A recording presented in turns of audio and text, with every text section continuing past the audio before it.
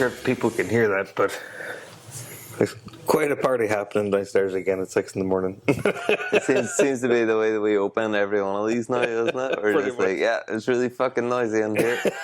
It's just because it's so fucking bright. People are like, oh, I may get up and start my day. That's I don't know. It's weird because I know that like seasonal affective disorder exists, and I for sure get a little bit of it whenever you're waking up and it's dark and you're going to like it gets to fucking 4 o'clock in the evening and it's dark, and I'm like, this is fucking shit. But the opposite also has a certain amount of truth. For like the last 3 weeks, I've been on a job. I'm getting up at 5 a.m, getting home at like 8 p.m, going to bed at like 10:30 p.m. It's still light. I have not seen darkness in a long time. I haven't seen nighttime in like weeks, and that's very strange. Like we're supposed to have nighttime as well. Well, I've long had a little sort of fantasy. Is probably the best way to put it. That later, when I'm older and I'm retired or whatever, even if I'm not, because I do work from home, but that I could just spend a whole winter in the house and actually hibernate for a winter. Do you know what I mean? People come to me. I don't have to leave. And I order my groceries. But I think there is an element of that humans did used to do it. You know? Of course. Like they used to just, okay, we got all our shit, we grew all our crops. Yep. It's all sitting here. It's in the the underground root cellar. Well, that's why. Now we're going to sit and drink whiskey by the fire for 3 months. And that's what we should be doing. We should be allowed that.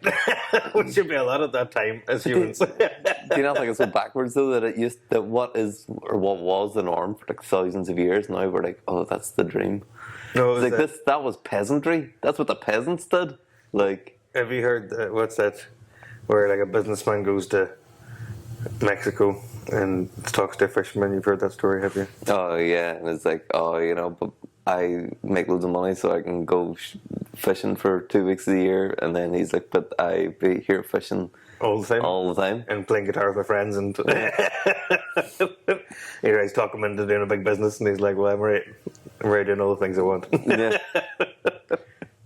I feel like that was a very not podcast worthy way of us describing that whole thing, wasn't it? It was like the worst half-assed. If anybody out there knows the story, they'll be like, oh yeah, I'm familiar. If anybody else, they're just like, these guys are just mumbling about fish.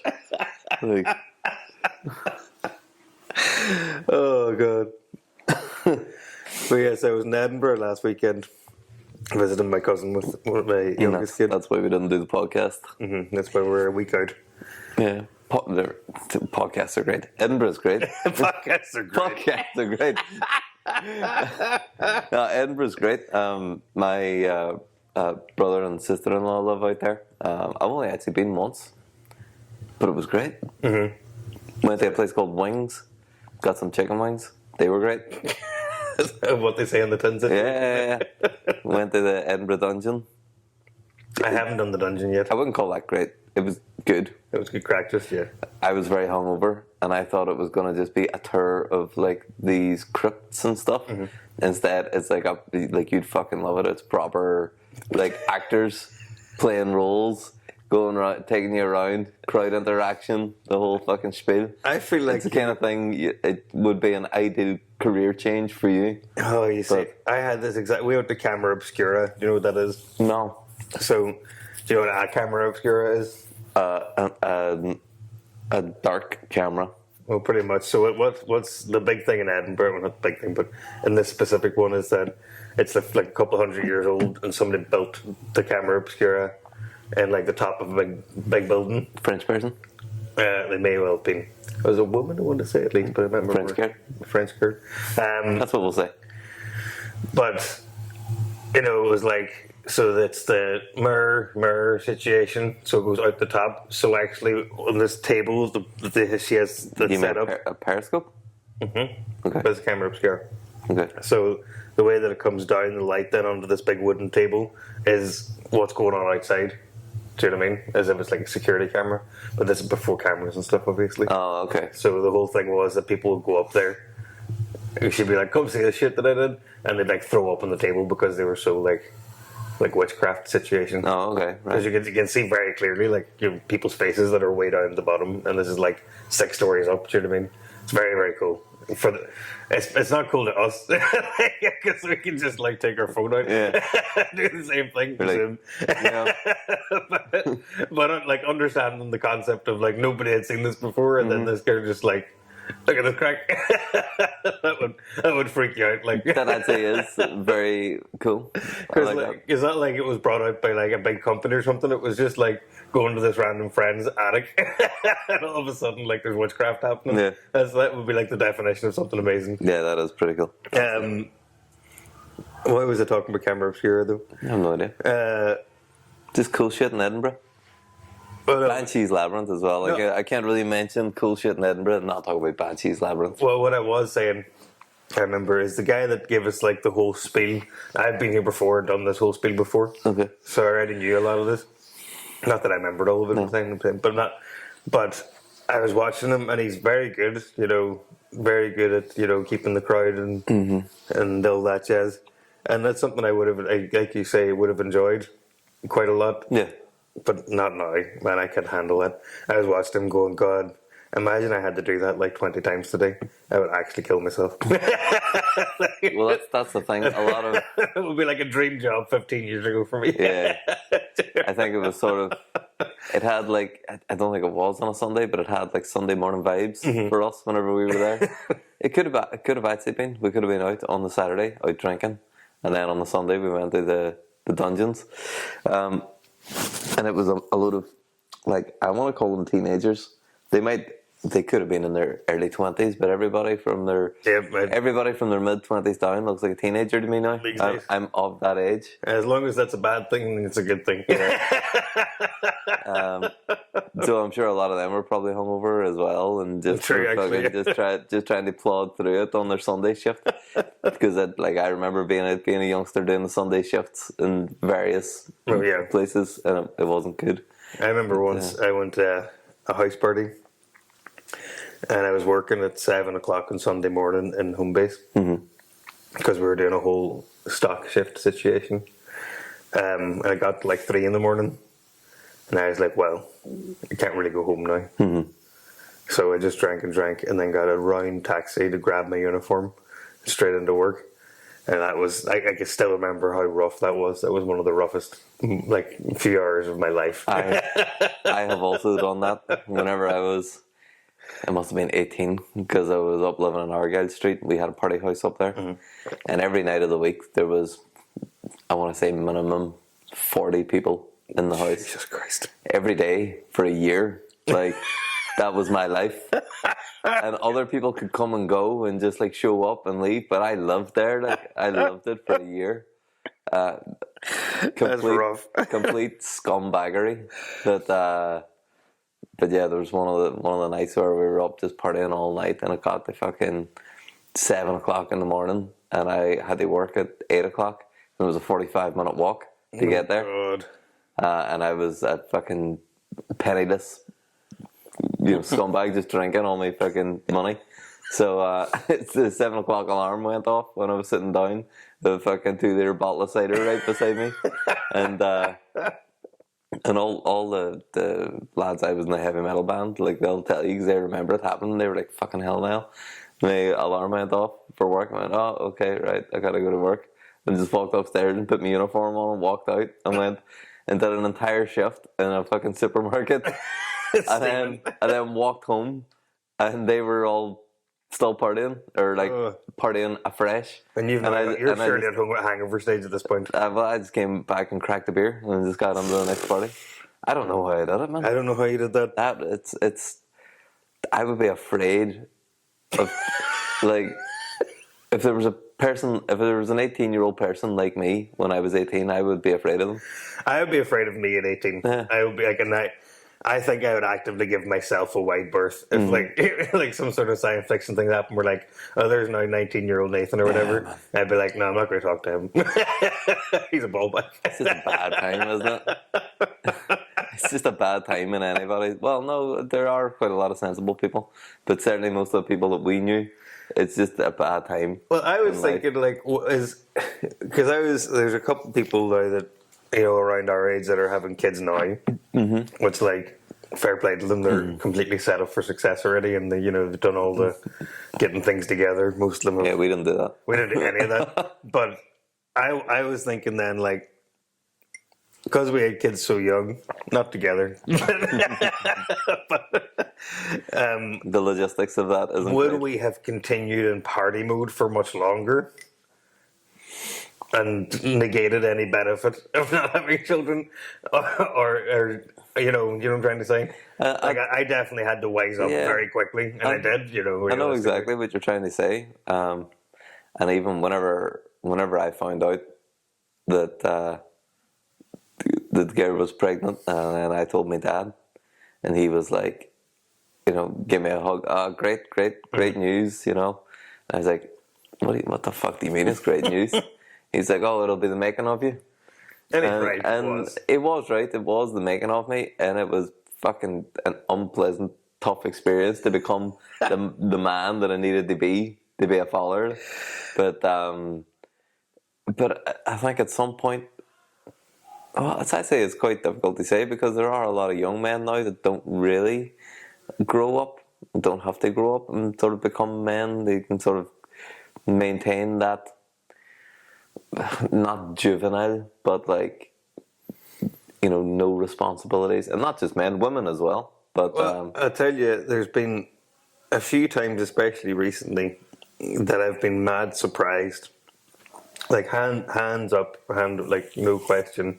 Like I'm a big mommy's boy, I love my ma. And like I rely on her for certain things, especially with the kids and stuff, and help me out with like I can't do this, can you do it situations.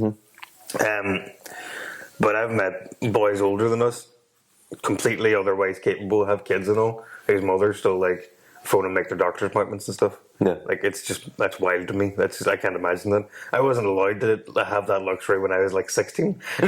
Never mind now. There's people that live off their mother's apron strings like to such a degree that it's like kind of weird. Yeah, that is kind of weird. And I'm sure like my mother is mad about being a mother. She fucking loves being a man. Any opportunity she has to like try and feed you or take care of you, like she's pouncing on it, all over it.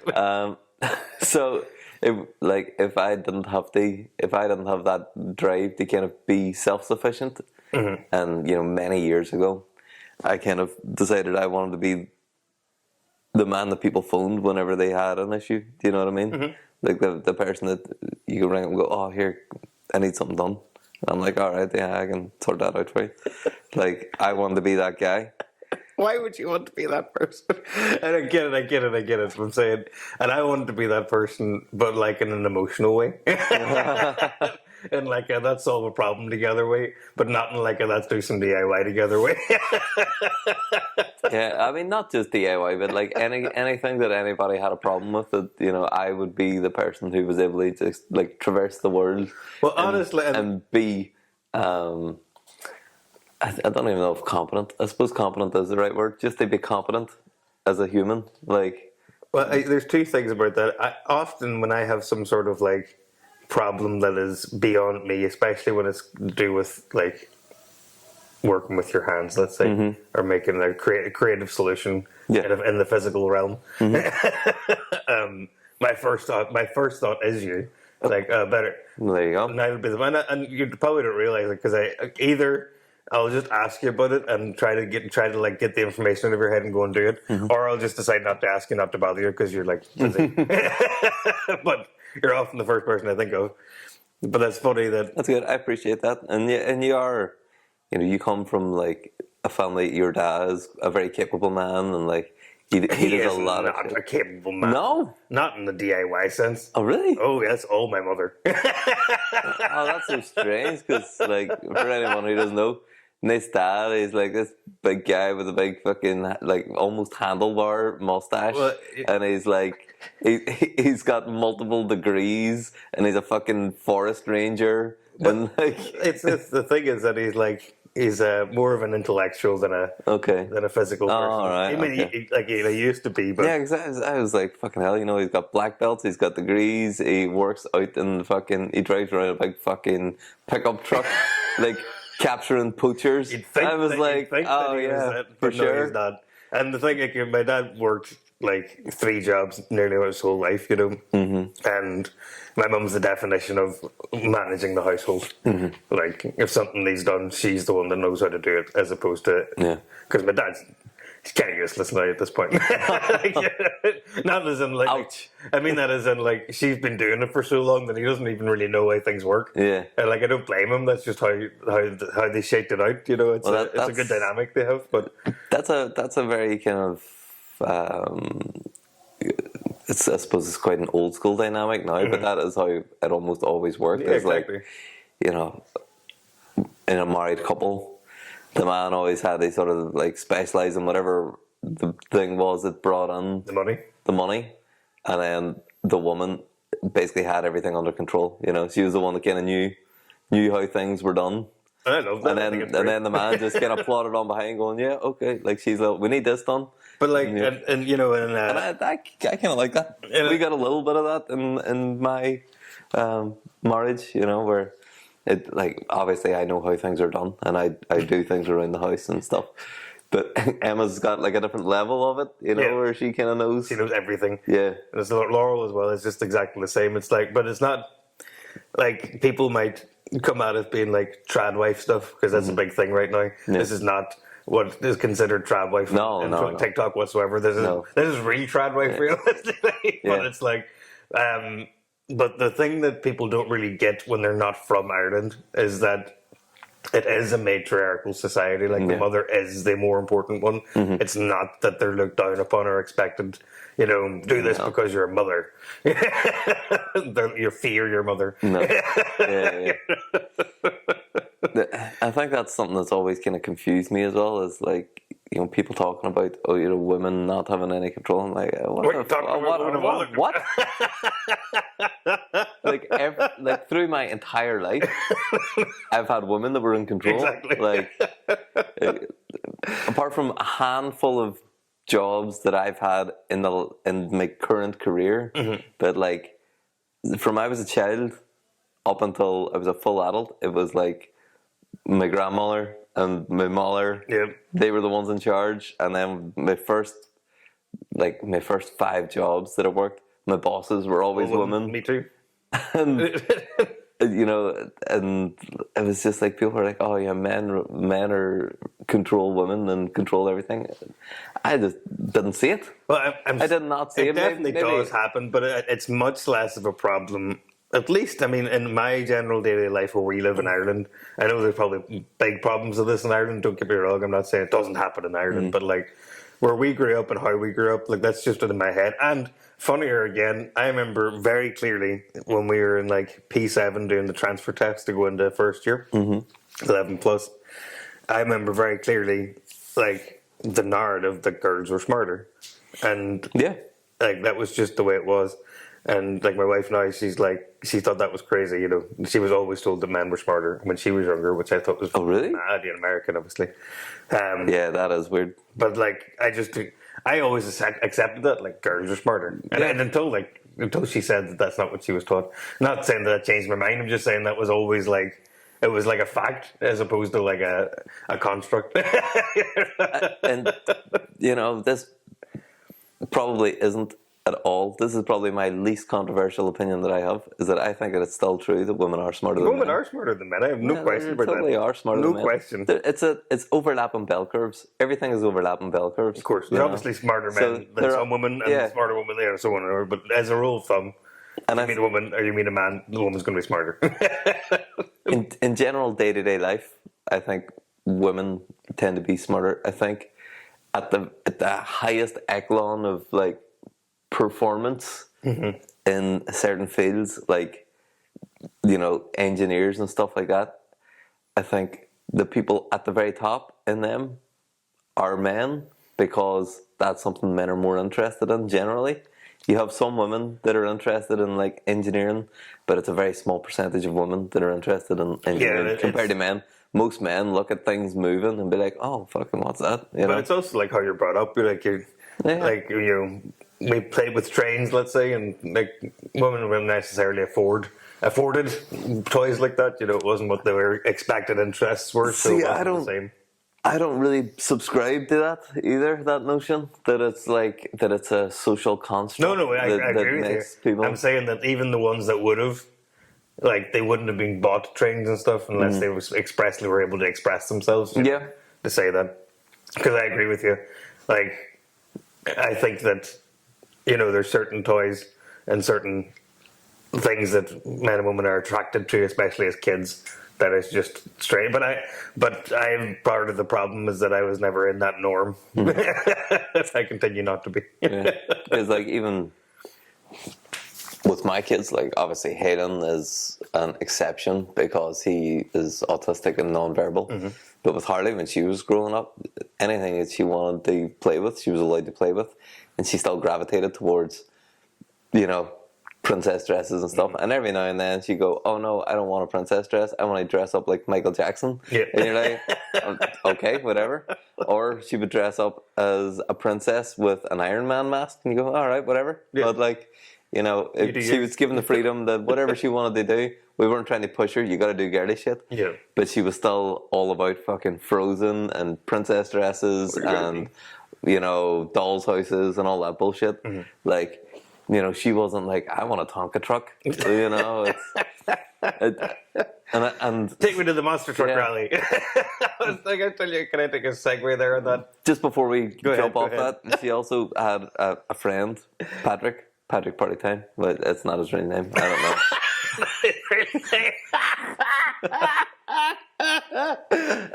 Oh, he's one of the party times.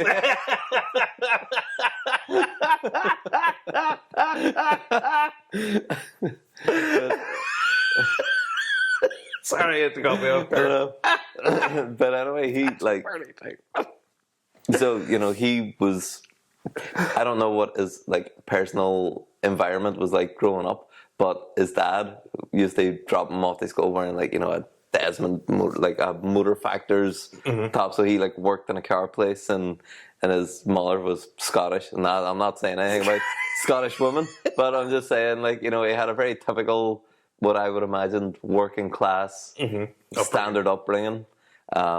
And he was super, and he wanted to wear the girls' fucking high heels and the dresses, and he was, he just wanted to be able to play dolls with the girls. Mm-hmm. He was not a Tonka truck guy, So that's why you can tell there are certain people and, boys who are into that shit, and there are girls who are into boy shit. But for sure, and no matter what, like, I don't think it was ever pressed on him. It wasn't like, he was raised by, two trans women that are like, pushing him down that road. That like, he was just in it, and that's what he wanted to play with, and it's fucking fine, Yep. You fill your boots, but I don't think that is the norm. I think if you give most men and women, or not men, or boys and girls, the choice, I think most girls will naturally gravitate towards girly shit, and most boys gravitate towards boy shit. Like, if you had a fucking dirt bike there, I'm sure most children would be like, "Oh, I want to drive the fucking dirt bike," whether they're a boy or a girl. Exactly. But that's because it's exciting. If you have like boring shit, not boring shit, but you know what I mean, like toys. Like, if there's dolls and Legos, and I think it does. Like, I think it's a genetic thing because of the fact that women were always looking after the tribe and sort of doing that management role of the tribe and making sure that was functioning. So they had to get really good at like interpersonal relations and stuff. So they've basically evolved to be really good at that kind of stuff, which is what they're doing whenever they have dolls and they're playing dolls and they're playing house. They're basically doing what their brains evolved to do. Mm-hmm. And then men were kind of out having to like do the dangerous shit. And because like we've talked about this before, I believe that men are more disposable than women. And our lives our lives aren't worth as much to society, and that's why we do the dangerous shit. You know, we're the last ones. If the fucking, you know, we talk about equality, but if the ship's sinking, it's still women and children first. Yep. You know, the men are fucking sitting there dying if there's not enough seats on the rescue boat. And then we're the ones going to war. We're the ones that are up hanging off skyscrapers trying to build them, or down in the fucking sewers or coal mines collapsing in on us. That's all still men, and it's always going to be men as much as we talk about equality. So I think that like we've evolved into those kind of fields where if we see things moving and machinery and stuff like that, we're like predisposed to be interested in that. Are you okay there? You hear that? Riposte? Yeah, I heard it. A little belly rumble. A little bit.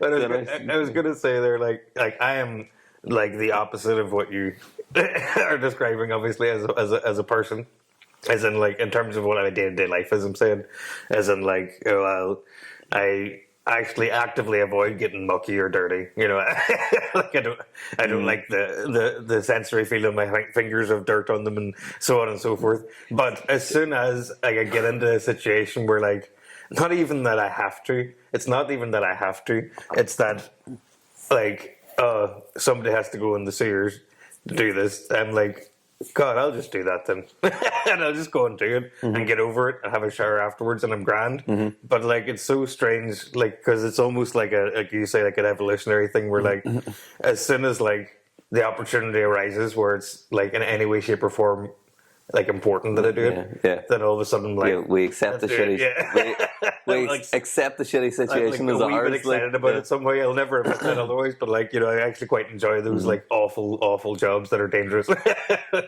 There's a danger element that I can't stop. I love the adrenaline of the danger. It excites me in every way, shape, or form. You don't need to tell me, man. Like I literally, I spec'd into a career where I blew shit up and like fucking, like, and even the boring stuff, you know, like I was at work the last couple of days, and it was quite busy, and we were undermanned, and we were in this set. There was all fucking water was all meant to be dripping from the roof tiles and all this kind of shit. There wasn't real roof tiles, but so we had like drip rigs up top and. You know, the director of photography wanted like a drip coming right here through this fucking beam shaft of light and all this kind of crap. So we were up scrambling around, you know, like moving things on the fly up top. And it is like, you know, they talk all the talk of, oh no, fucking health and safety first. You know, put your harness on, get into your cherry picker basket, blah, blah, blah. But on the day when they're like, we need this done 5 minutes ago. And the next thing you're just up fucking scrambling up the fucking side of a like, you know, scrambling up the side of scaffolding.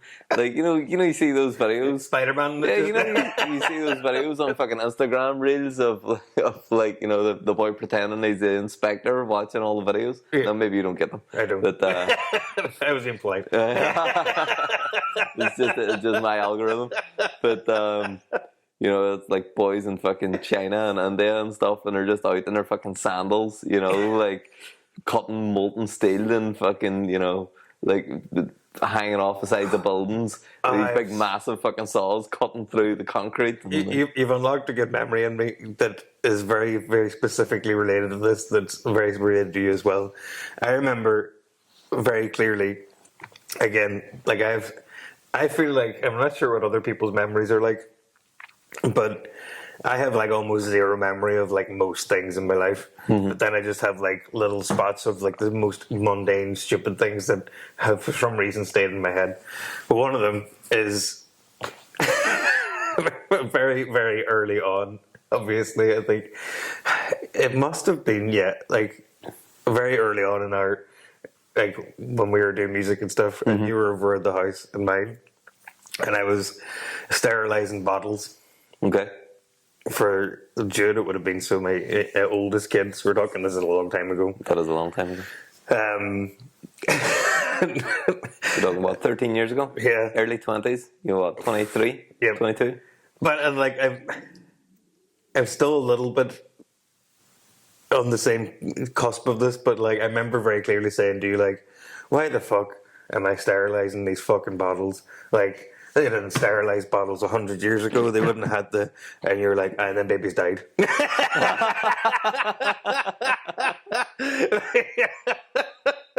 Like, the thing is that I was still already doing it. It wasn't, I was like, but yeah, so like, you're just like, babies died, Nathan. And I was like, and I've always thought about it because, like, still to this day, there's things that I'm like, like mold. Here's a good example: mold. I clean. Are we going to talk about the coffee? No. Well, we'll come to that in a second. Okay, It's actually a very perfect example. Like, mold gets in the house. It's just I live in an old house. It's not a good climate for it. It's always wet. I have to clean mold quite a bit. You know what I mean? Mm-hmm. I have dehumidifiers. I have the heat done. Blah blah blah. I open the windows, but it just happens. I clean it up. The mold spray you get, that like HG or whatever one, that is like magic. First of all, like that stuff's like amazing. I don't know. We also occasionally get mold, and we just use like vinegar and then bicarbonate soda. And that probably works the job. That. But like this stuff, you get like it's a bottle, it's like £9 or something, and like it's like one spray, and you just leave it, and it just falls off, and then you clean it, just wipe it down afterwards. Yeah. It's amazing. It's actually. And anyway, point is, I'm saying I still do all the things that I'm meant to do that people tell me that I'm going to die from or whatever. Mm-hmm. But mostly because of the kids, because I'm not taking risks on their behalf. Yeah. But God, do I like not like subscribe? Like I'm like. I get it. Like I get it. I get that mold somehow causes people problems. I assume it absolutely does. Absolutely does. I'm sure 100% cause people problems. But like, I definitely did not do any sort of mold treatment or mold management or any of these things as a student, and I definitely had those. I definitely had mold all over the place. Yeah, and I never got sick. You definitely were sick. I never got sick. You were 100%. If you were living in a mold infested, because I also lived in a mold infested student fucking big shithole. Like, several of them. Never got sick as a late teenager, like 20s. I never got sick. You just ignored it. You just ignored it. Probably. I was just too drunk to be sick. Yeah, you were too drunk, and you were young. You had loads of energy because you were young. I was too sterile as a person because of all the alcohol. But like, there's all like mold's a bad example. Like Niall was concerned because we didn't clean out the little thing in the coffee thing before we made the coffee. And he thought he was going to have mouldy coffee. Well, yeah, because I was down washing the coffee cups and came up and you just had two coffees made. Why wouldn't you have taken that to wash too then? If you're so concerned about it. Because I didn't know if it was used the last time I was up here. Because there were people that were up here using the studio last week whenever I wasn't here. Right. And I had it washed out and set for them, but I didn't know if it was used or if it wasn't used. So it could have still been lying clean. Do you know what I mean? Coffee grounds. This is quite a dry one. Yeah, it's coffee grounds, but coffee grounds to like decompose and turn into fucking soil. And first of all, they haven't been there long enough to turn into soil. Like, second, even if they were, I don't want soil fucking coffee. But I certainly don't want like old, spore coffee either. Spore coffee. Yeah, I don't want spore coffee. Extra bonus, extra flavour. No, it's not. I'm joking. It could be. It's not. We're not making fucking blue cheese. Like. But yeah, then there's things like blue cheese, which you throw me off again of like, well, now this is okay to eat. Why are we allowed this mold? Because it's a very specific bacteria in a very specific environment. They've got like fucking caves of specific humidity, specific like how do you salt levels. The humidity in a cave? Well, they had thousands of years of trial and error and people getting sick, and then they were like, "Oh no, this shit tastes really good and doesn't make us sick." It is, it's true. But you know where I'm coming from, I hope. I know where you're coming from. It feels like, and I feel like, yes, all the things that I consider stupid that I do anyway because I'm told I have to. I partially agree with you, by the way. I feel like I'm taking a position against you, but I do agree with you on a lot of this. The thing, my problem is, right, and this is going to sound just like I said about classically not getting sick. I think that I have quite a good constitution as a person. I very rarely do get sick. If people are sick around me, they're sick around me. I don't get sick afterwards, And I can handle quite a lot. I throw out my body. And I think to myself, and this is why I still do it, because the kids are smaller. But like, you know, probably these things can make you sick, but I'm just too strong.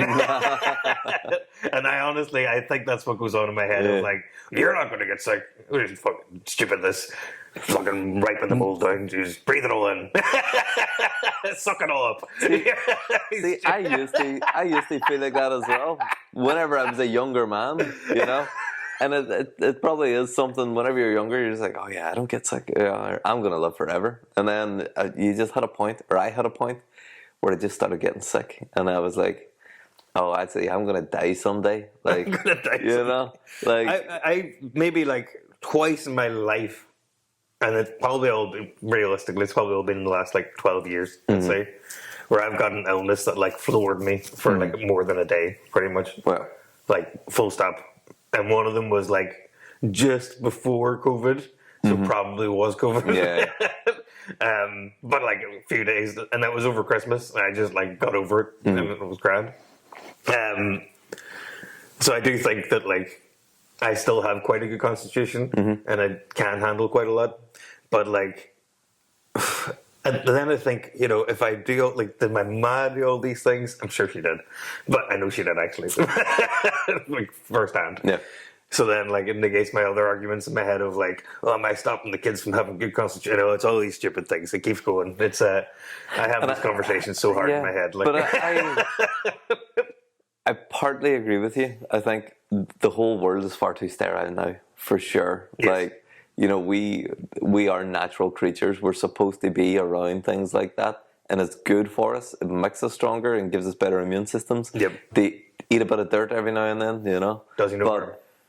Also, at the same time, I understand that a lot more people don't die because of all of these, Exactly. you know, like these things that are put in place keep people alive, but also keep people weaker, you know. So like we're alive, but we're weaker. Do you know what I mean? Can we elevate this to conspiracy theory or no? Yeah.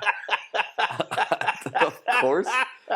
You think the ruling elites don't want a subversive population that, oh, you know, let's talk about injections. Actually, Excited. have you seen about this stuff that's coming out now, like RFK, who is Robert Kennedy, and I know all about RFK. yeah.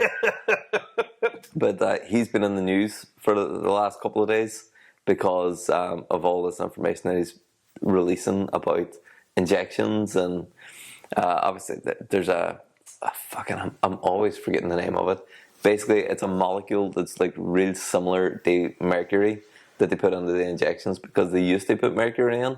They can't do that anymore because it's fucking mercury. Yeah. But I can handle a bit of mercury. I know, but like anybody can handle a bit of mercury, but it's not fucking great. Like it's not good for you. But there's a lot of stuff coming out, and there's a lot of it that's linked into like the autism, and I don't want to go too far on it because people are like, oh, you know, vaccines don't cause autism. There's a whole thing about like how, I'm pretty sure the MMR vaccine, which is the one that they actually did a study on, even though it was a tiny study of like fucking 20 people. Yep. But that one actually did have some evidence that it doesn't cause autism. It doesn't. That was the only one that was tested, and all of the other like fucking in America, I think it's like 20 odd injections that they give kids. Like all of those hadn't been tested, and they were all referencing this one paper that only had like 20 subjects in it. And it was like, so all of this, oh, it's been refuted, you know, it's been refuted, it's been researched, the science says, you know, vaccines don't cause autism. Like, that whole thing is based on like a tiny, not fantastically scientific study of one specific vaccine, that all of the other papers for all of the other injections reference that one. That's weird. And that one, yeah, it is weird. I find that weird. I find that very strange. And the fact that RFK is coming out being like, you know what, we shouldn't put heavy metals in our foods. And people are like, you're a fucking anti-vax. You're like, well, hang on a minute, that seems quite reasonable what he's saying. Exactly. Like, and then you look at the dude's 70 and he's fucking jacked. He's like, if I look like him when I'm 70, I'm gonna be pretty fucking happy, like, you know. The thing with RFK, and this is like, I was into RFK quite a lot, especially when he was running for president. Yeah. And people are, and I'm going to get shit for that, I'm sure. But No, like, I think not from you, I'm saying, but in general. yeah, I think if we were Americans, I think RFK would be our guy, you know, for and like it's because it's all about like especially healthy eating and especially like, and I was looking like there's like one like non-English speaking country as a first language in the world that's obese, and the rest of the obese countries are English speaking. Oh, that's interesting. That's very interesting. Very interesting. Yeah, Ireland being one of them, obviously. Yeah. It's so hard because even the food that you think is healthy, you look at the bag of it and you go, "Oh, I'd say this is full of fucking bacterial slime." Yeah, exactly. You know, well, that's with a fancy name. Like it's I was all into him because I was like, look, it's all about healthy eating, and then like the vaccine conversation. I won't go into too much about vaccines either, but like for people's knowledge, in America, there's way more vaccines than there are here. Yeah. like when the kids get chickenpox, other children come to get chickenpox over here, yeah. And they have a vaccine for that in America. And there's Really? Yeah. What? There's no chickenpox parties. That seemed like, weird to do a chickenpox. Like that's dangerous to do chickenpox parties. There's lots of things like that I always be like, don't like that. Not about that. But the food one's the big one. Like the food there's crazy, and the same here. The food here is crap if you don't know how to eat. Do you know what I mean? It is actually quite cheap to eat healthily here, but it's still there's an education side of it, and there's just there's a convenience side of it as well. Like, and I am lucky to have the time to make the conveniences to do that. And I don't begrudge because it's the same. Like whenever I get busy, as I was saying at the start of this, I'm getting up at 5 a.m. I'm getting home at fucking 8 p.m. Whenever I get on, I'm not spending 45 minutes cooking nothing. Beef bourguignon. No, it's not fucking. That's not happening. It's like what's in the freezer. So. I mean, whenever I'm working, my diet's bullshit, and that's best case scenario is what's in the freezer. You need to get on the most of the time, right? What you need to do, right, is get a slow cooker, right, a smart one, or even just has a smart plug, and turn it on like 3 hours before you get home. In the day or whatever, when you're coming home at 8, just stick it on low. Whenever the very fuck things in there. Then you come home, you have a nice hot meal. You know what? That's really not a bad idea at all. I know. That is not. That sounds, I love slow cooker. That sounds pretty fucking good, I'd say. And the thing was, I like the slow cooker not because I have to like come home to it or something. Yeah. I like it because I get up in the morning, I just fuck a load of shit into a pot and like put it on low, and then like 6 hours later I have a nice dinner. I love one pot cooking as well. Yeah, it's the best thing. It's like the most hearty, homey, like. Stews and soups, and like I fucking love it. But that's a great idea because I just like subsist basically on like petrol station food. It's just like just passing through because I'm driving for like 2 hours in the morning, 2 hours in the evening. It's not possible. And it's like a good time there. Like. Yeah, fuck that. But anyway, I'm getting off the whole. I was saying about RFK, thing. yeah. So. But then there's the fluoride in the water situation, which again we don't have here. Like it's not like it's. But they do chlorinate the water over here, and chlorine is just like really low concentrated bleach. I know, but the fluoride specifically for their teeth health. That's specifically why they have fluoride in the water. Is it? That's my understanding. I might be entirely wrong there, but that's a big thing. That's why, like, I know British smiles, so to speak. That's why English people have bad teeth. It's because Americans had. Like artificially good teeth all this time. It's not because we've had bad teeth. See, there is fluoride in like most toothpaste and stuff, isn't there, over here? Yeah, but like if you consider that then they're getting extra fluoride every time they have anything to do with water that comes out of their taps. I mean, I don't take a sip of water and swish it about my mouth before I drink it. Anyway. But like even what you're like even if it's in dilute. It's still doing it. It's still there. But anyway, anything. And this is, I agree. For quite a long time growing up, into like understanding politics and not caring about things. But anytime I found out about things in America, if we didn't have it here, I thought it was going to be superfluous, and I'm generally right. I know it sounds really silly, but I'm generally right. Like, if the NHS isn't going to pay for chickenpox vaccines, then we probably don't need them. It's a good point to make. But even a lot of the stuff that we do have is kind of superfluous. I agree with that too. But then again, it harks back to what you were saying about like fucking people or babies dying. You know, it's like it can be superfluous, but there's people out here that are alive right now because of that superfluous shit. You know? And I don't begrudge them. Obviously, but it's how much life is there as well? Like how much of the life are we living, and how much of it is just that we're cogs in a machine? Because like I view everything in life, as I'm sure I've already fucking told you loads of times, as you know, security versus freedom. You know, so it's either you can feel really safe because everything is taken care of, but then you're being fucking babied by your government, or you can have freedom and yes, things are more dangerous, but life is supposed to be fucking dangerous because it's called living. It's correct, exactly. You know, and a lot of people I think these days choose security over freedom, and I think a lot of governments push fear onto people about things that they don't need to be afraid of, because then people give away more of their freedom and give the government more control.